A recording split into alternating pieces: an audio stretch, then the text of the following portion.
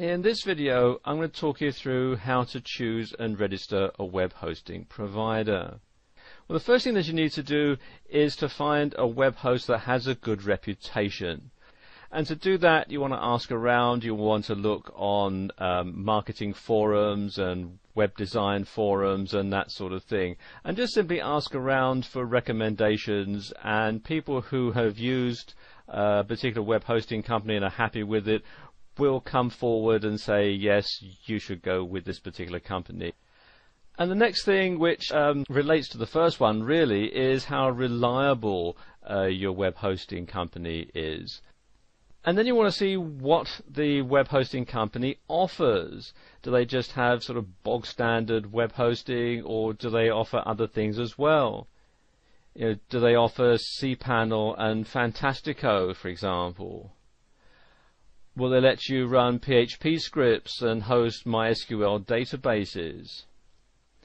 What about the software that comes included? Do they have WordPress or Joomla or shopping carts and so on? All these considerations need to shape your decision. And then there's the operating system that the web hosting company runs their servers under. Most web hosting companies run Linux. Some offer Windows, some offer both. You might need Windows if you're going to run certain back office operations, for example. And then there's the scalability issue with your hosting company. Are they going to be there to let you grow your website as your business grows? And then there's the price. And whilst nobody really wants to pay more than they have to, when it comes to web hosting, you get what you pay for. And if it seems too good to be true, it probably is too good to be true. And that's all I think I really need to say on that subject. And then there's the customer support that your web hosting company offers.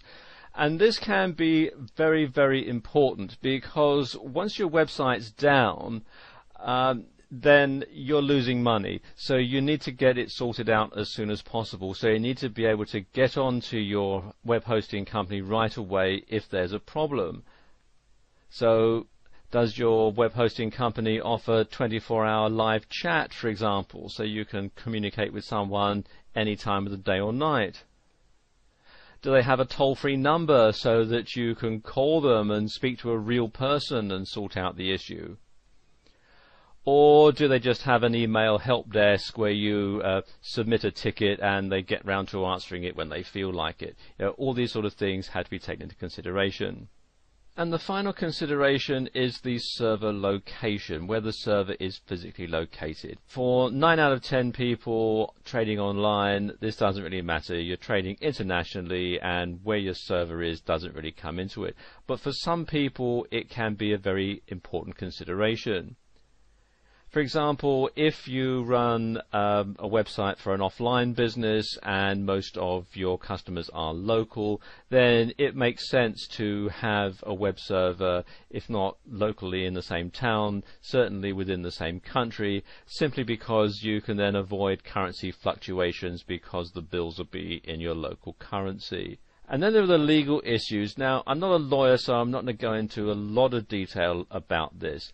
But do bear in mind that every country is different. There are some things that are perfectly legal to do in your home country that might get you sent to jail if you do them somewhere else.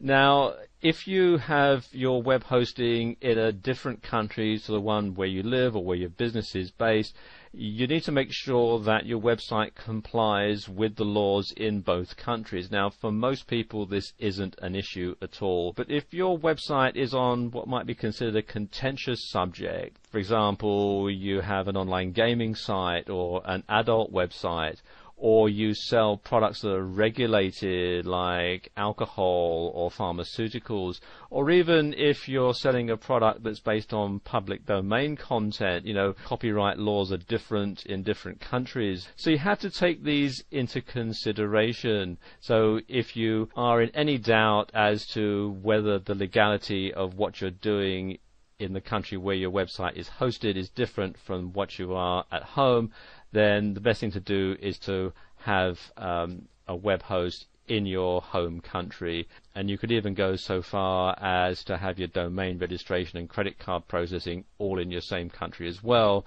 because then it just falls under one jurisdiction, and that's not legal advice, it's just common sense. And the final consideration is if you have your own server and you're just renting the rack space, then obviously you want to make sure that the data center isn't all that far away, so that if there is a problem you can get in your car and go down and sort it, or get your engineer to go down and sort it. So like I say, for 9 out of 10 people watching this video, location isn't going to be a problem, but if you're the 1 in 10 person, then it's something that you need to consider very carefully. Now, one company that has an excellent reputation and ticks a lot of the other boxes as well is HostGator, which you'll find here at hostgator.com. And it's very simple to sign up with HostGator, and as you can see, their prices aren't too bad either. What you do is come down to where it says View Web Hosting Plans. And it takes you to this page, and you can see the different hosting plans and also what you get with them. For example, they've got cPanel and MySQL databases and software like Joomla and WordPress and so on. So let's say I'm just starting out and I decide I want to go with their so-called hatchling plan, which you can find here. All you have to do is click on the Order Now button. Takes you through to this page where you can either choose a domain name and HostGator will help you register it, or you can enter an existing domain name if you have one already. I already have one that I'm going to use, so I'm just going to enter it here. It's anothercompany.co.uk, and if you have a coupon code, you can enter it here. As you can see, at the time that I'm making this video, they have a special offer going, so it's already been automatically entered in.